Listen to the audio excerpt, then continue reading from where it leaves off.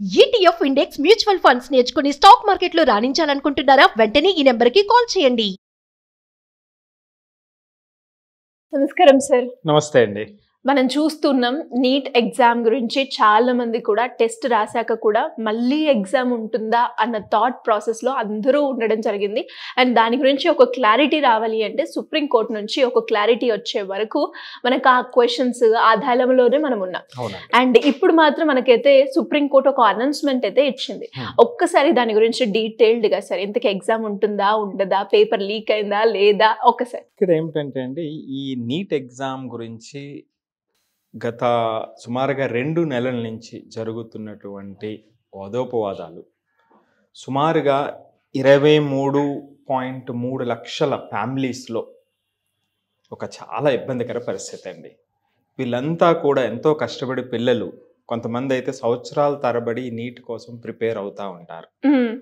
దారుణం ఏమిటంటే సుమారుగా 1,09,000 సీట్ల కోసం, అందులో 52,000 గవర్నమెంట్ సీట్స్ కోసం 23.3 సుమారుగా లక్షల మంది పోటీ పడినటువంటి ఈ ఎగ్జామ్ సుమారుగా 4,750 సెంటర్స్లో జరిగిందండి. 570 సిటీస్, 14 సెంటర్లు అయితే బయట ఓవర్సీస్లో కూడా జరిగింది.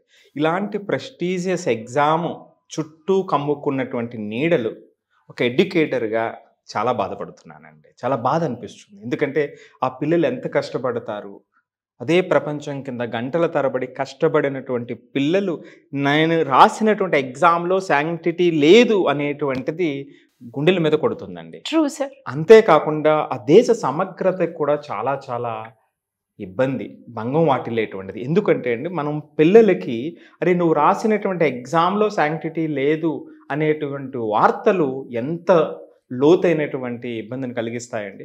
చాలా చాలా దారుణమండి. భవిష్యత్తులో ఇలా జరగకూడదని కోరుకుందాం. ఇక ఈ విషయానికి వస్తే ఈరోజు సుప్రీంకోర్టు ఫైనల్ తీర్పు ఇచ్చిందండి. దీని మీద ఏం తీర్పు ఇచ్చింది? ఈ తీర్పు ఇచ్చే ముందు అసలు లీక్ అయ్యిందా లేదా పేపర్, ఏం కన్ఫర్మ్ చేసిందంటే పేపర్ లీక్ అయ్యింది.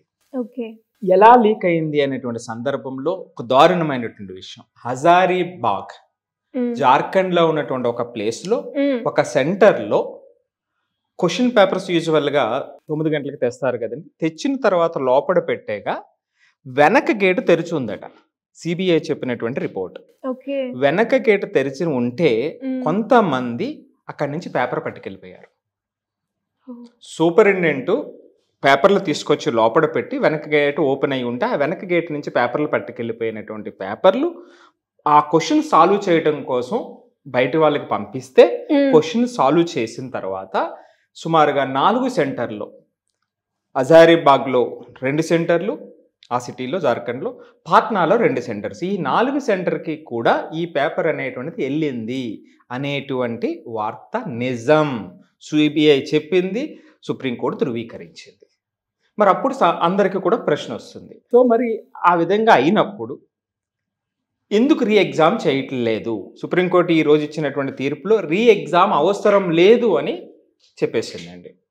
మరి ఇది విన్న తర్వాత అందరికీ డౌట్ వస్తుంది కదండి, మరి ఎందుకు రీ ఎగ్జామ్ అవసరం లేదు? సుప్రీంకోర్టు ఎలా కన్విన్స్ అయింది రీ ఎగ్జామ్ అవసరం లేదు అనేటువంటివి చూస్తే ఇందులో 3 ప్రధానమైనటువంటి పాయింట్స్ ఉన్నాయి.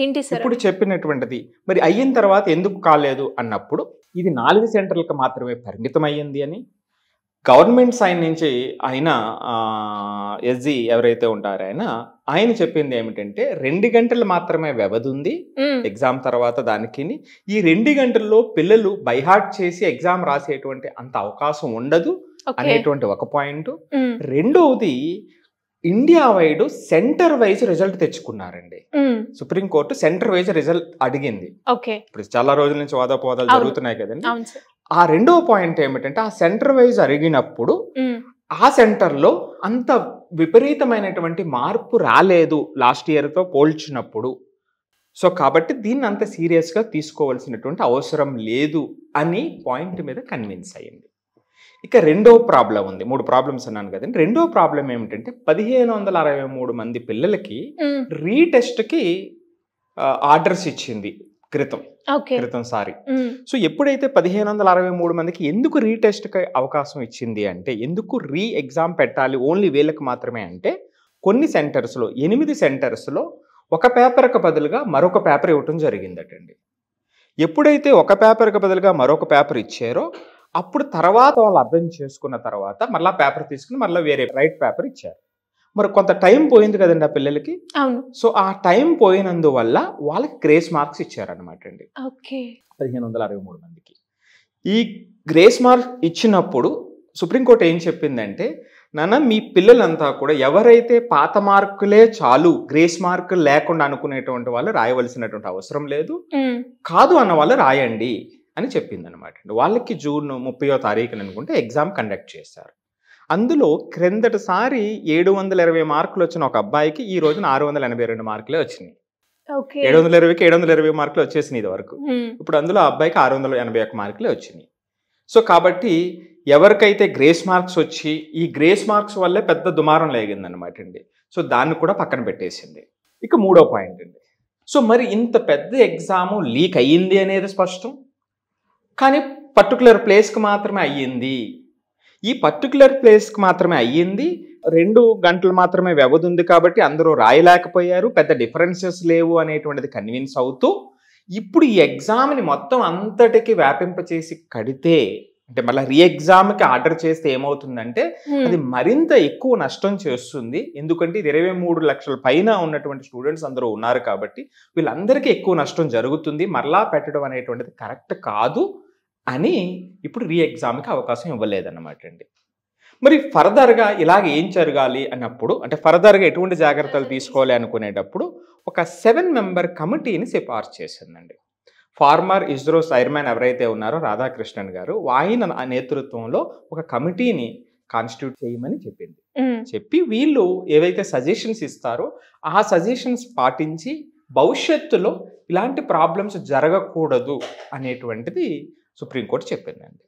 వీటన్నిటిలో ఇంకొక కీలకమైనటువంటి పాయింట్ ఉంది. ఏమిటి అంటే ఫిజిక్స్లో ఒక క్వశ్చన్ కాంట్రవర్సీని క్రియేట్ చేసింది. ఏమిటి ఆ కాంట్రవర్సీ అంటే ఆ క్వశ్చన్కి 2 కరెక్ట్ ఆన్సర్లు ఉన్నాయి అని ఎన్టీఏ డిసైడ్ చేసింది. ఓకే. సో దీని మీద చాలా మంది దాని మీద కూడా కోర్టుకి వెళ్ళారు. సుమారుగా 37 కేసులు పడినాయి అనమాట సుప్రీంకోర్టులో. దీనివల్ల పార్లమెంట్ జరుగుతుంది, అపోజిషన్ కూడా దీని మీద చర్చించడానికి పట్టుపడుతుంది. చర్చ జరగలేదు, అంటే మొత్తం దేశవ్యాప్తంగా ఇది చాలా సంచలనం అయిపోయింది అనమాట అండి. మరి ఆ 2, 4 అంటే రెండు options, second option, fourth option correct అని ఇచ్చింది అనమాట అండి. అప్పుడేం చేసిందంటే రీసెంట్గా సుప్రీంకోర్టు ఒక 3 మెంబర్ కమిటీని ఐఐటి ఢిల్లీ వాళ్ళకి సిఫార్సు చేసి ఇది కరెక్ట్గా ఏంటి ఆన్సర్ అనేది మీరు డిసైడ్ చేయండి అంటే ఐఐటి ఢిల్లీ వాళ్ళు ఈరోజు ఉదయాన్నే వాళ్ళు ఏం చెప్పారంటే లేదండి ఇది 4th ఆన్సర్ ఒక్కటే కరెక్ట్ అని చెప్పారు. ఓకే.